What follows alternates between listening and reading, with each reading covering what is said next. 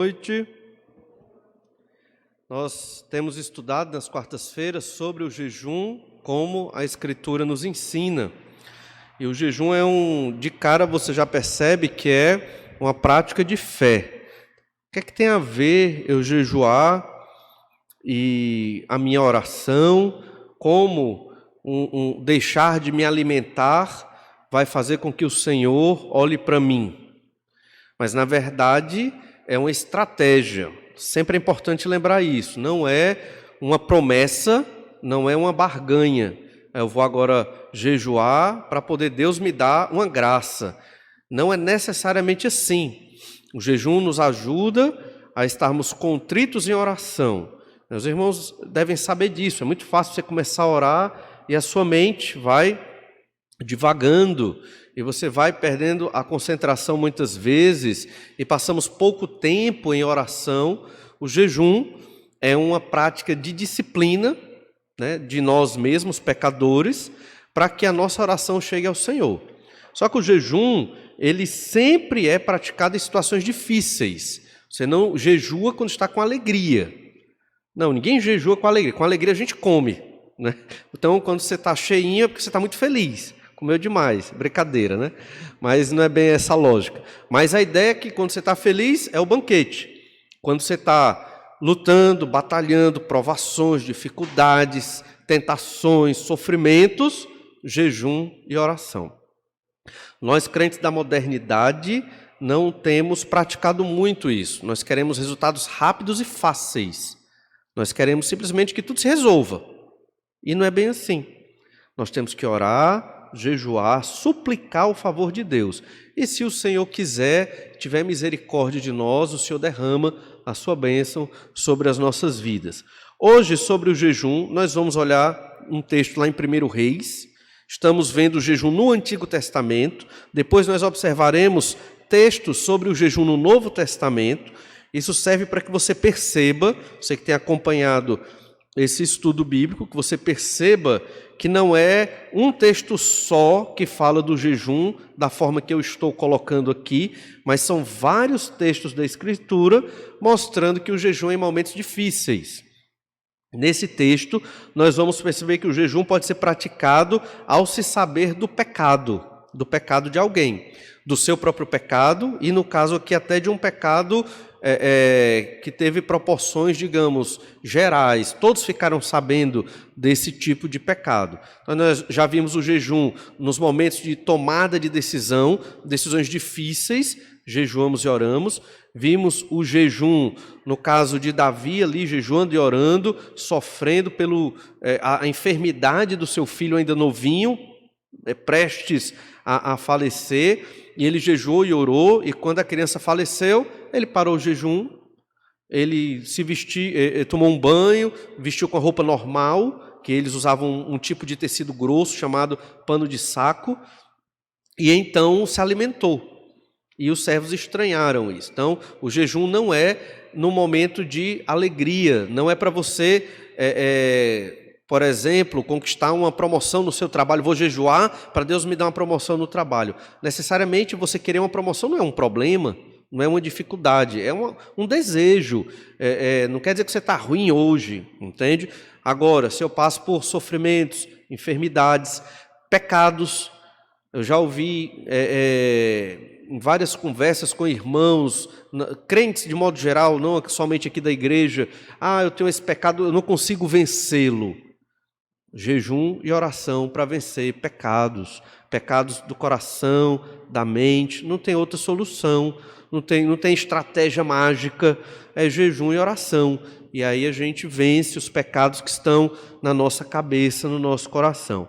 Então aqui hoje, vamos ver que o jejum, o povo jejua aqui por conta das questões de pecado de um indivíduo ou um pecado nacional.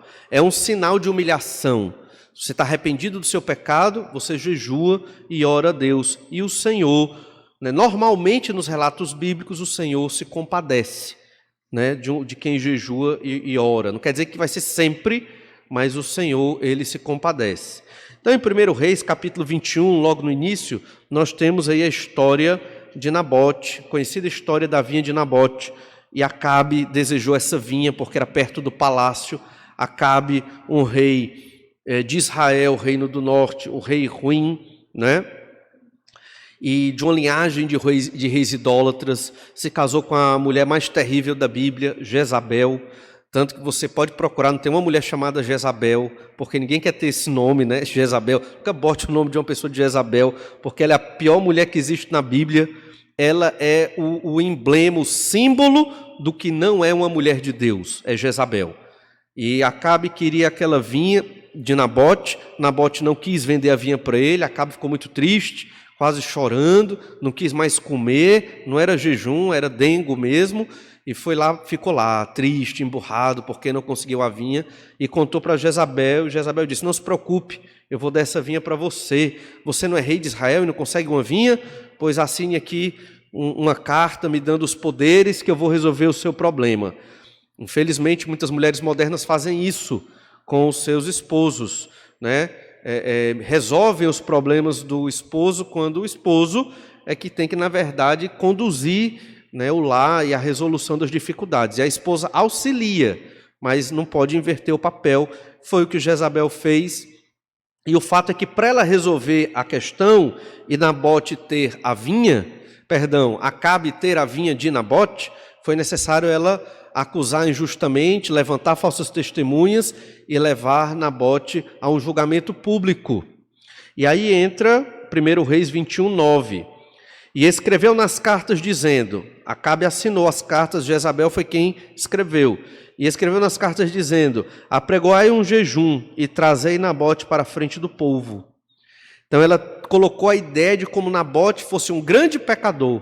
E a nação de Israel tem que jejuar e orar para que se retire o mal do meio da nação, no caso, a morte de Nabote. Óbvio que esse jejum aqui era um jejum falso, era um jejum para legitimar os desejos de Jezabel, no caso, matar Nabote para que Acabe tivesse essa vinha. Ainda em 1 Reis 21, verso 12, apregoaram um jejum e trouxeram Nabote para a frente do povo. E Nabote foi julgado, condenado e foi morto. E é interessante aqui, houveram falsas testemunhas e a acusação contra Nabote é que ele blasfemava contra Deus e contra o rei, e Nabote nunca fez isso. O fato é que o jejum, ele está dentro desse contexto, ele está ligado a pecados nacionais. Nós jejuamos quando há um grande mal na nação, né? E no caso aqui um pecado, um homem que blasfema de Deus, um homem que blasfema do rei. O rei deveria ter uma relação muito próxima com o Senhor nosso Deus, mas Acabe não tinha e muitos não tiveram. Mas o fato é que o jejum aqui foi falso, porque por trás do jejum era um estratagema de Jezabel. O jejum serviu para legitimar a maldade dela de querer a vinha de Nabote, de acusar falsamente a Nabote e levá-lo a um julgamento injusto e à morte de um justo. Ou seja, o fato de jejuar necessariamente não garante muita coisa. O jejum tem que vir acompanhado de oração. E aí, já pegando algo do que o Senhor Jesus vai dizer lá em Mateus capítulo 6, o jejum ele não deve ser proclamado. Você não deve chegar para as pessoas e dizer: eu estou jejuando hoje, se possível nem para os seus familiares. É uma coisa entre você e o Senhor, e você jejua nos momentos de dificuldade, de provação. E Acabe, então, ficou feliz porque recebeu a vinha de Nabote. Só que Deus não deixou isso tranquilo. Nessa mesma história, o Senhor enviou o profeta Elias, a quem Acabe tinha por inimigo, né? Já desde o capítulo 17 de 1 Reis. Do capítulo 17 até o capítulo 22, nós temos aqui sobre a vida de Acabe, e é o rei mais considerado dentro do livro de 1 Reis, e infelizmente um rei incrédulo, idólatra. E Elias foi lá e mostrou para Acabe o seu pecado. Olha o verso 19, 1 Reis 21, 19. Falar-lhe-ás dizendo: assim diz o Senhor, mataste e ainda por cima tomaste a herança? Você matou e ainda tomou a herança do homem, né? Veja bem, detalhe, quem fez isso foi Jezabel, mas quem era o líder? Era Acabe. Ele não quis liderar, ela tomou o lugar e liderou, mas a quem Deus mandou o profeta? Tratar com Acabe. Se você, só um parêntese aqui importante, você tem a sua esposa e você não liga, não cuida, e deixa ela tomar a liderança do lar, e ela faz uma coisa errada, de quem é a culpa? É sua, você é o líder. Você não olhou seus filhos, delegou para ela, tá certo, delegar é uma coisa, mas não quis saber. Não, mulher, tu cuida, tu cria, eu estou aqui, eu sustento. Pronto, muito comum na nossa cultura, né? E aí a esposa vai criando do jeito dela, e o esposo não vai atrás de saber como as coisas estão, não a ajuda, não orienta, não toma rédea, entrega. Isso não é liderança, né? Isso não é liderança. Resultado, a criança vai ter problemas lá na frente, aí o homem diz, olha aí, tá vendo, mulher? Foi você que não fez a coisa direito, né? Aí quando chegar no céu, Deus vai dizer, foi você que não cuidou da sua casa, certo? Então Deus, mesma coisa com Adão e Eva. Eva, na história, capítulo 3, é protagonista. Ela vê o fruto, conversa com a serpente, cede à tentação, come do fruto e dá para o marido. Mas quem Deus chama a responsabilidade? É Adão. Então aqui Deus está chamando Acabe a responsabilidade. Você matou e tomou a herança, porque quem matou foi Jezabel na prática, mas ele é o líder, o erro é dela também, mas ele é o responsável. Dir-lhe-ás mais, assim diz o Senhor, ainda o verso 19, no lugar em que os cães lamberam o sangue de Nabote, cães lamberão o teu sangue, o teu mesmo. Veja, essa é a sentença de Deus para Acabe por conta desse pecado terrível. Verso 21, 1 Reis 21, 21. Eis que trarei o mal sobre ti, arrancarei a tua posteridade, exterminarei de ti, Acabe, a todo do sexo masculino, quer escravo, quer livre em Israel. Farei a tua casa como a casa de Jeroboão, filho de Nebate, como a casa de Baasa, filho de Aías, por causa da provocação com que me irritaste e fizeste pecar a Israel. Também de Jezabel falou o Senhor, os cães devorarão Jezabel dentro dos muros de Jezreel. Quem morrer de Acabe na cidade, os cães o comerão. Quem morrer no campo, as aves do céu o comerão. Toda a descendência de Acabe seria exterminada por conta dos pecados de Acabe e Jezabel. E não foi só por causa da morte de Nabote. A morte de Nabote talvez foi a gota d'água. O balde encheu e o Senhor derramou a sua ira sobre ele. Verso 25.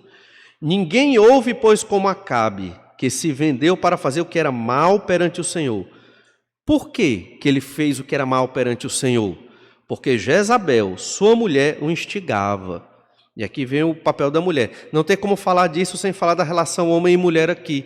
Ele era mau e a culpa era dele, mas ela instigava-o à maldade. Então as mulheres têm que ter sabedoria para serem as auxiliadoras e promover a bênção no lar. E então, verso 26, o que fez grandes abominações seguindo os ídolos, segundo tudo o que fizeram os amorreus, os quais o Senhor lançou diante dos filhos de Israel. Então esse era Acabe, aquela foi a condenação dele. Mas Acabe, ele foi, pela graça de Deus, sábio nesse finalzinho da sua história aqui, porque ele se arrepende. Verso 27. Tendo Acabe ouvido estas palavras, isso foi Elias que falou. No começo desse discurso, olha como Acabe recebe Elias, verso 20. Perguntou Acabe a Elias, já me achaste, inimigo meu? Era assim que ele tratava Elias. Acabe odiava Elias, porque Elias só vinha acusá-lo, porque ele vivia em pecado. E então no verso 27, tendo Acabe ouvido estas palavras, rasgou as suas vestes, cobriu de pano de saco seu corpo e jejuou. Então o jejum está aqui atrelado a uma condição de arrependimento. Então quando estamos arrependidos dos nossos pecados e suplicamos o favor de Deus para que Deus não nos destrua, nós jejuamos e oramos.